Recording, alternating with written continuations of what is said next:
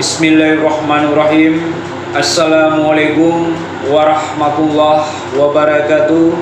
Jumpa lagi bersama saya Advokat Akil Arsalan Esa, khususnya di channel Hukum A yang sangat kita banggakan. Sampai saat ini teman-teman pecinta channel hukum dimanapun berada, ucapan terima kasih saya yang sangat dalam karena sampai sejauh ini masih terus mengikuti dan belajar di channel Hukum A, khususnya mengenai hukum yang berlaku di negara kesatuan Republik Indonesia sangat kita cintai dan kita banggakan bersama.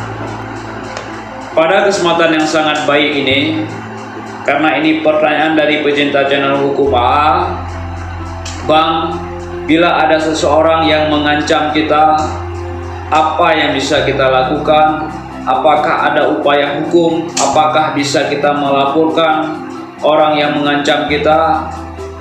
Kalaupun ada, apa dasar hukumnya dan berapa jerat pidana kepada pelaku dugaan pengancaman tersebut? Mohon Abang berikan pandangan hukum Abang. Pada intinya, ketika kita berbicara pengancaman, jadi hari ini saya akan mengangkat dengan tema jerat pelaku pengancaman secara pidana atau secara hukum pidana. Ketika kita berbicara terkait pengancaman, teman-teman, apa pengertian dari pengancaman tersebut? Tentunya di benak kita semua dengan kata ini tidak asing lagi terkait pengancaman. Baik itu di mana-mana kita sering mendengar ada seseorang yang mengancam orang lain. Jadi tidak asing lagi. Cuma karena masyarakat yang awam hukum yang tidak mengerti terkait pengancaman dan berapa jerat pidana terkait kita, mungkin ada teman-teman atau yang orang yang tidak memahami apa yang telah dia ucapkan terhadap rekan kerjanya, rekan bisnisnya, maupun orang terdekatnya ketika ada masalah. Seharusnya masalah tersebut, baik itu dengan teman kita, dengan rekan maupun dengan rekan bisnis, itu diselesaikan dengan baik-baik, dengan secara kekeluargaan. Kecuali tidak ada titik temu, gunakan jalur hukum. Jangan melakukan pengancaman. Itu yang akan menimbulkan kerugian kepada kita. Karena kenapa? Karena di dalam kitab undang-undang hukum pidana atau kita kenal KUHP itu sudah dirumuskan atau diuraikan secara tegas terkait pengancaman. Sehingga dengan berjalan waktu demi waktu, tentunya pola perilaku masyarakat yang awam hukum sangat dipengaruhi dengan perkembangan teknologi, kawan-kawan. Bisa kita lihat di mana-mana, ya kan? Apalagi zaman sekarang, zaman teknologinya sudah canggih, ya kan? Karena banyak masyarakat yang awam hukum sehingga tidak mengetahui atas perbuatan yang ia lakukan tersebut sehingga terjerat dengan tindak pidana maupun memicu berbagai bentuk tindak pidana yang berbasis online. Contohnya pengancaman dilakukan melalui elektronik, yaitu misalnya melalui telepon, ya kan, melalui SMS, melalui Messenger, Instagram, dan yang lain sebagainya. Itu jangan sekali dilakukan. Karena kenapa? Karena akan berakibat merugikan kita sendiri serta keluarga-keluarga kita, karena itu berakibat perbuatan yang sangat dilarang secara hukum, melakukan pengancaman terhadap orang lain. Sehingga orang yang kita ancam, maka orang tersebut bisa melakukan upaya hukum. Tentunya terkait perbuatan kita, orang yang merasa diancam, dia akan melakukan upaya hukum, yaitu melakukan serta membuat laporan di Kepolisian Negara Republik Indonesia. Melaporkan kita terkait pengancaman tersebut. Kemudian apa dasar hukumnya? Ya, dasar hukumnya akan digunakan pasal 368 Kitab Undang Hukum Pidana atau yang kita kenal KUHP, serta pasal 369 KUHP. Itu dasar hukumnya. Selanjutnya berapa Bang ancaman pidananya, Bang? Tentunya ancaman pidananya kalau pasal 368 tersebut ancaman pidananya itu 9 bulan, sedangkan pasal 369 ayat KUHP ancaman pidana itu 4 tahun lamanya. Jadi hati-hati ketika kita melakukan pengancaman terhadap orang lain. Kalau unsur pengancaman tersebut telah terpenuhi, maka kita akan berhadapan dengan hukum. Tentunya jeruji besi akan menanti kita. Jadi sangat hati-hati.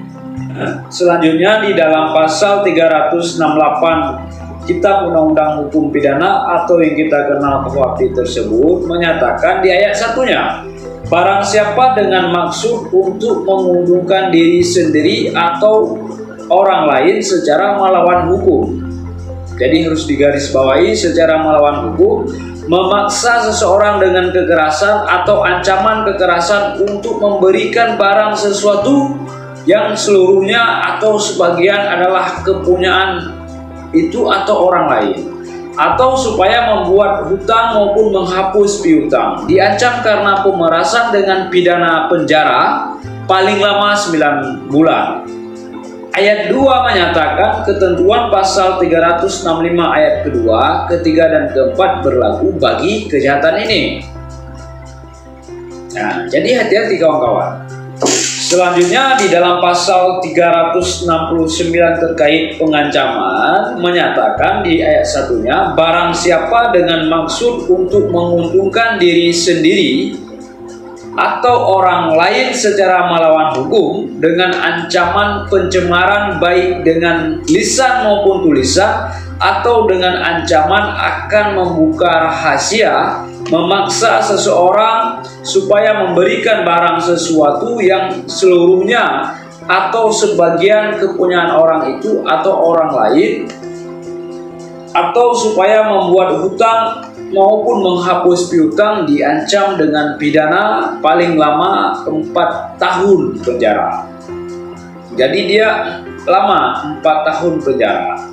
Jadi hati-hati ketika kita ingin melakukan baik itu secara sengaja maupun iseng-iseng, harus memperhatikan rambu-rambu maupun aturan yang tegas sebagaimana yang telah diuraikan di dalam pasal 368 KUHP serta pasal 369 KUHP dengan ancaman pidana 368 KUHP 9 bulan dan 369 KUHP yaitu 4 tahun lamanya. Jadi sangat berhati-hati sehingga kita terhindar dari hukum maupun jerat pidana serta jeruji besi yang akan menanti kita tentunya.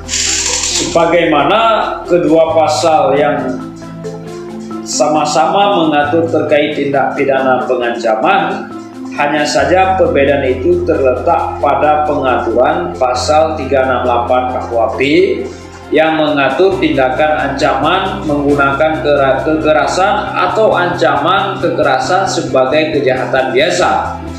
Sedangkan pasal 369 KUHP mengatur terkait tindak pidana pengancaman pencemaran nama baik yang termasuk dalam delik aduan.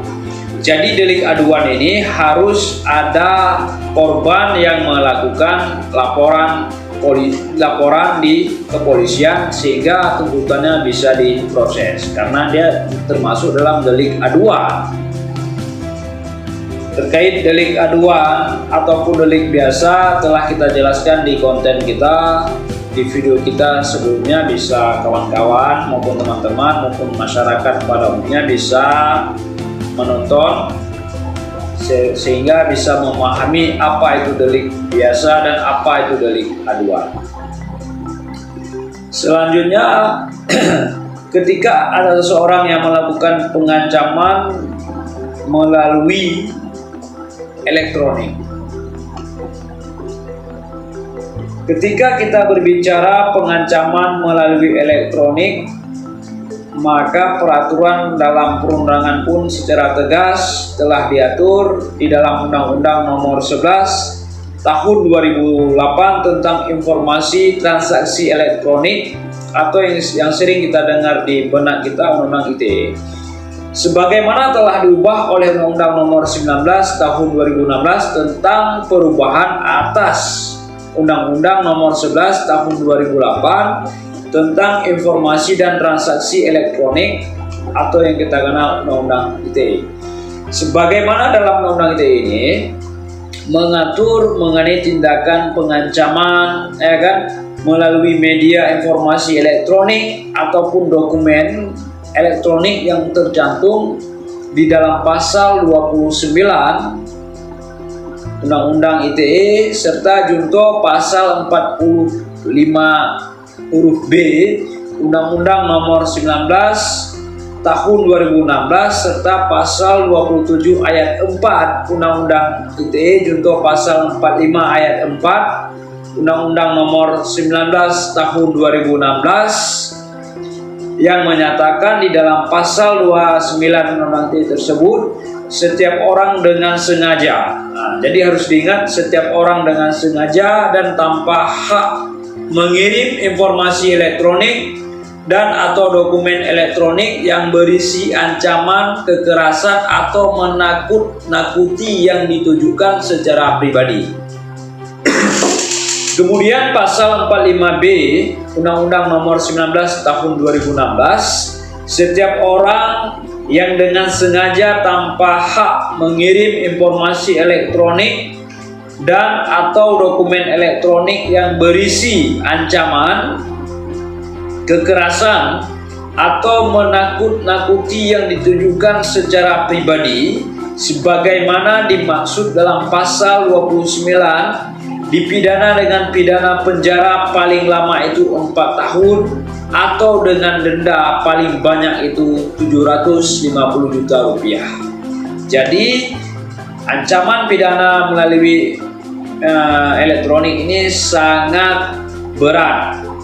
Kemudian dendanya pun sangat lumayan besar, 750 juta rupiah. Maka dengan itu harus selalu beritikat baik, tidak melakukan pengancaman dalam bentuk apapun terhadap orang lain maupun terhadap teman dekat atau teman kerja maupun rekan bisnis. Kalau ada masalah, selesaikan dengan baik-baik tanpa melakukan perbuatan yang dilarang secara hukum tentunya. Selain pasal 29 Undang ITE junto pasal 45 huruf B Undang-Undang Nomor 19 Tahun 2016, terdapat pengaturan lain terkait pengancaman dalam Undang ITE yang terdapat pada pasal 27 ayat 4 Undang-Undang ITE junto pasal 45 huruf B ayat 4 Undang-Undang Nomor 19 Tahun 2016 yang menyatakan di dalam pasal 27 ayat 4 tersebut, teman-teman, setiap orang dengan sengaja dan tanpa hak mendistribusikan dan atau mentransmisikan ataupun dokumen elektronik yang memiliki muatan pemerasan dan pengancaman. Pasal 45 ayat 4 Undang-Undang Nomor 19 Tahun 2016, setiap orang yang dengan sengaja dan tanpa hak mendistribusikan dan atau mentransmisikan dan atau membuat dapat diakses informasi elektronik dan dokumen elektronik yang memiliki muatan pemerasan dan pengancaman sebagaimana dimaksud di dalam pasal 27 ayat 4 tersebut, dipidana dengan pidana penjara paling lama itu 6 tahun atau denda paling banyak itu 1 miliar rupiah. Semoga menjadi manfaat buat saya pribadi, buat teman-teman maupun masyarakat pada umumnya terkait tema kita hari ini, yaitu memahami jerat pidana maupun dasar hukumnya terkait tindak pidana pengancaman. Saya akhiri, wabillahi taufiq hidayah, wassalamualaikum warahmatullahi wabarakatuh. Jangan lupa di like, di share sebanyak-banyaknya sehingga ke depan channel Hukum AA semakin hari semakin berkembang. Dan saya ingatkan sekali lagi, ketika kita ada masalah sama rekan bisnis, rekan kerja maupun sama siapapun itu, jangan sekali menggunakan dengan emosi, ya kan?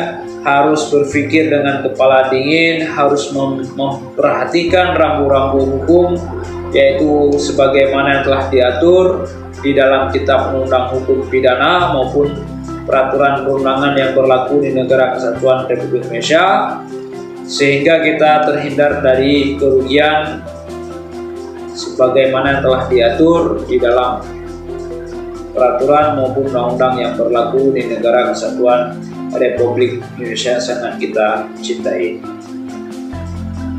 Bersama saya Advokat Akil Arsalan Esa. Salam.